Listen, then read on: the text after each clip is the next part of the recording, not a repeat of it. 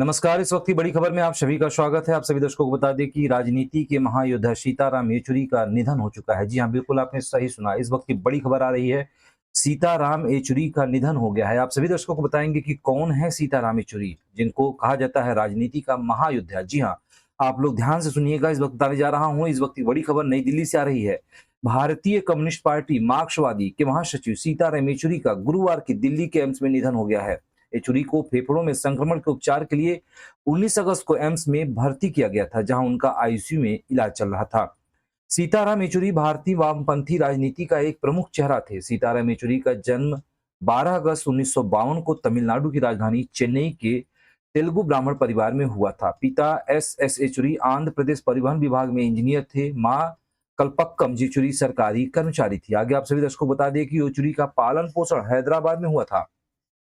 हैदराबाद के all Saint high school से शुरुआती पढ़ाई पूरी की। इसके बाद साल 1969 में आगे की पढ़ाई के लिए दिल्ली आ गए। यहाँ प्रेसिडेंट स्कूल में नई दिल्ली में दाखिला लिया। सीताराम ने 12वीं की परीक्षा में ऑल इंडिया में टॉप किया था। आगे आप सभी दर्शकों को बता दें कि सीताराम येचुरी फिर दिल्ली के सेंट स्टीफंस कॉलेज में अर्थशास्त्र से स्नातक की पढ़ाई पूरी की। जवाहरलाल नेहरू विश्वविद्यालय जेएनयू अर्थशास्त्र से परास्नातक किया। फिर जेएनयू में ही पीएचडी में दाखिला लिया, लेकिन 1975 में आपातकाल में जेल जाने के कारण पीएचडी पूरी नहीं कर सके। आगे आपको बता दें कि राजनीतिक सफर इनका कैसा रहा। तो सीताराम येचुरी साल 1974 में student federation of India SFI में शामिल हुए। वह साल 1975 में भारतीय कम्युनिस्ट पार्टी मार्क्सवादी से जुड़े। आपातकाल के बाद वह एक साल 1977 से 78 में 3 बार जेएनयू छात्र संघ के अध्यक्ष चुने गए थे। और सीताराम येचुरी एसएफआई के ऐसे पहले अध्यक्ष थे जो केरल या बंगाल से नहीं आते थे। वह 1984 में सीपीआई एम में केंद्रीय समिति के लिए चयनित हुए। साल 1986 में उन्होंने एसएफआई छोड़ दी। आपको बता दें कि सीताराम लगातार 3 बार सीपीआईएम के महासचिव रहे। इसके बाद सीताराम येचुरी 1992 से 14वीं कांग्रेस में पोलित ब्यूरो के लिए चुने गए। जुलाई 2005 में पश्चिम बंगाल में राज्यसभा के लिए चुनकर संसद पहुंचे।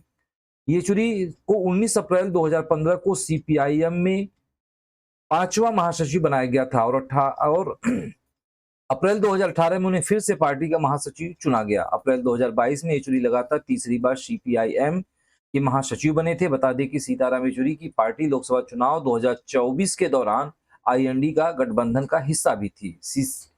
सियासत के बाजीगर कहे जाते थे। सीताराम येचुरी साल 1996 के लोकसभा चुनाव के बाद देश की राजनीति में एक बार फिर गठबंधन का दौर शुरू हो गया था। उस समय सीताराम येचुरी ने संयुक्त मोर्चा की सरकार का गठन कराने में अहम भूमिका निभाई थी, क्योंकि उस चुनाव में लेफ्ट के 50 से ज्यादा सदस्य निर्वाचित होकर संसद पहुंचे थे। सीताराम येचुरी कैसे बने कट्टर वामपंथी। आगे बता दें कि सीताराम येचुरी राजनीति में सक्रिय हो चुके थे, तभी 1975 में इमरजेंसी के दौरान जेल जाना पड़ गया। जब जेल काट कर लौटे तो देश की लोकतंत्र की बहाली की लड़ाई के लिए अंडरग्राउंड हो गए।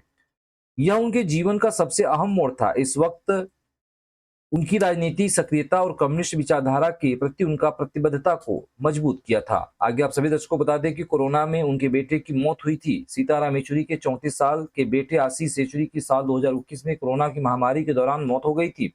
येचुरी की पत्नी सीमा चिश्ती पेशे से पत्रकार हैं। सीताराम ने एक साक्षात्कार में बताया था कि उनकी आर्थिक रूप से भरण पोषण उनकी पत्नी सीमा चिश्ती ही करती हैं।